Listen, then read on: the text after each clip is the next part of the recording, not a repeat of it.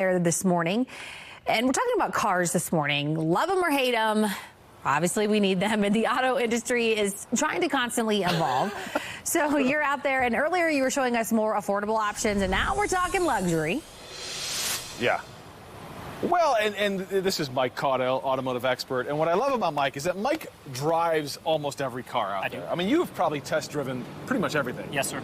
And so, yes, the affordable options are great, but it is always cool to see the stuff that most of us probably won't be able to afford. What do you got here? Yeah, and I mean, think about it. Lifestyles of the rich and famous, right? People want to aspire to sometimes what they can and can't afford.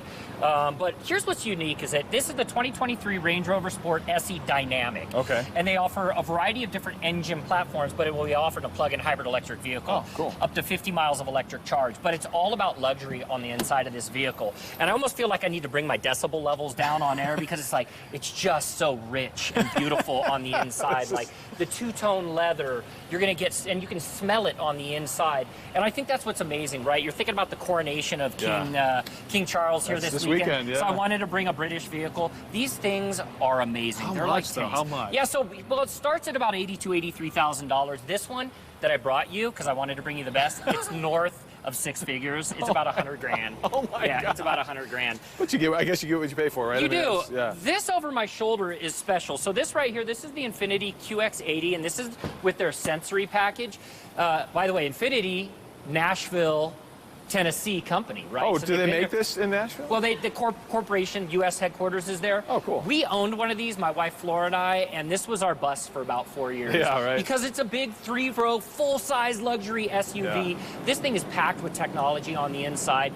Beautiful baseball glove leather. We both love baseball. We were talking about the Colorado Rockies. It's almost like they took baseball gloves and they gave you that feel with this vehicle right here. So when you look at it on the inside, it's all about those creature comforts that consumers This looks expensive, want. Mike. It is. It'll start about $70,000. Bose speakers on the inside, Apple CarPlay, Android Auto. But it's all about that technology as well. Lane departure warning technology, adaptive cruise control. Like, you can't get a vehicle that has more things in it than this right Bells here. and whistles, Bells and whistles, just beautiful and stunning. Well, and I do feel like, correct me if I'm wrong here, but I feel like the more affordable options are starting to bring some of that luxury, some of that tech, some of those cool bells and whistles to the more affordable options, too. They are, and that Corolla under $30,000 has all of those features, lane departure warning and front crash avoidance and those types of things. But when I look at these two things, like, look, we're not kids anymore.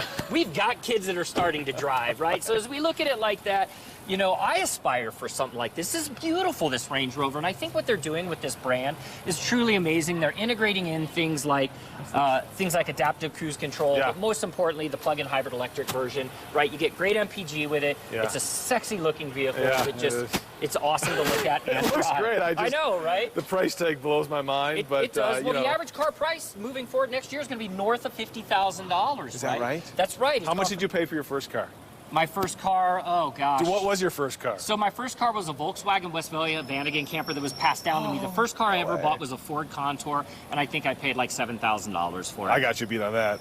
Ford Escort, $1,600. Yeah, we were both goofballs driving those around, but we didn't care, right? We bought them with our own money. It was wheels. That's all I cared about. That was after I drove my grandma's K car, a Chrysler LeBaron. Gotta love that. All right, back into you guys. So there you go, Ashley. Some options for you, the luxurious options, the affordable options for me were earlier. Just go ahead and bring up the keys, and I'll drive that bad boy home. Thanks, Kirk. Yeah, I bet. Yeah.